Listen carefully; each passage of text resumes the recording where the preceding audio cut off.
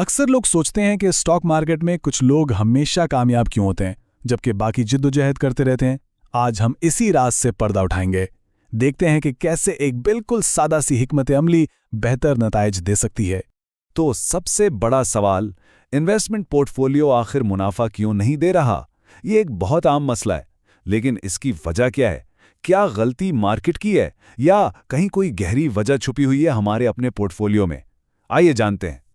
और पता है, हैरानी की बात यह है कि मसला अक्सर मार्केट का होता ही नहीं है।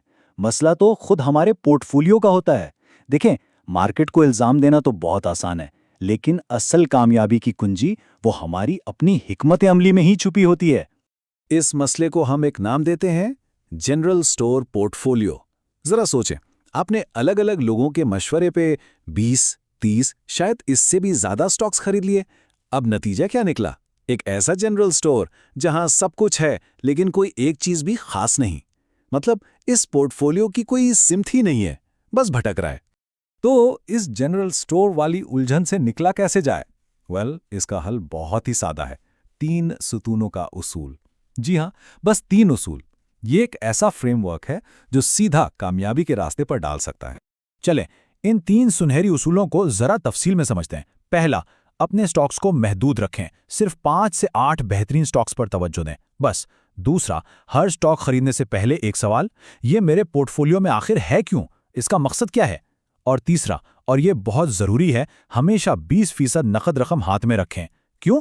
ताकि जब मौका आए तो उसे फ़ायदा उठाया जा सके। और ये जो 20% नकद रकम है ना, ये सिर्फ बचत नहीं है, ये असल में एक खुफिया हथियार है। सोचें, जब मार्केट गिरती है और अच्छी अच्छी कंपनियां सस्ते दामों पर मिल रही होती हैं, तब यही नकद रकम एक कामयाब सरमायाकार बनाती है। ये दिफा से निकलकर सीधा हमला करने की पोजीशन में ले आती है। अच्छा, अब जब बुनियादी बातें वाज़े हो चुकी हैं, तो चलें एक ऐसी हिकमत अमली पर बात करते हैं जो अच्छे सरमायाकारों को अजीम सरमायाकारों से अलग करती है। ये रद्द अमल से निकलकर मंसूबाबंदी की तरफ बढ़ने का फन है। यहाँ ना सोचने के 2 बिल्कुल अलग अंदाज हैं। एक तरफ है वो सरमायाकार जो स्टॉक के सिर्फ 2% गिरने पर घबरा जाता है और फौरन और खरीद लेता है। दूसरी तरफ है एक होशियार स्ट्रेटेजिक सरमायाकार।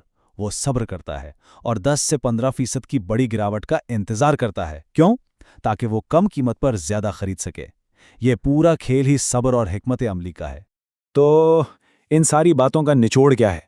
कामयाबी का राज स्टॉक्स की तादाद में नहीं है, बल्कि उनके मयार में है। हमेशा याद रखें, एक छोटा लेकिन मजबूत पोर्टफोलियो हमेशा एक बड़े और बिखरे हुए पोर्टफोलियो को मात देगा, हमेशा। और आखिर में सारी बात इस एक जुमले पर आकर रुक जाती है। स्टॉक मार्केट में जीतना है तो कम स्टॉक्स रखो, लेकिन हिकमत अमली मजबूत रखो। बस इतनी सी बात है। याद रखें, ये मायने नहीं रखता कि कितने स्टॉक्स हैं, मायने ये रखता है कि उनके पीछे हिकमत अमली कितनी ठोस है। तो क्या अपने जनरल स्टोर को एक मजबूत किले में तब्दील करने के लिए तैयार हैं?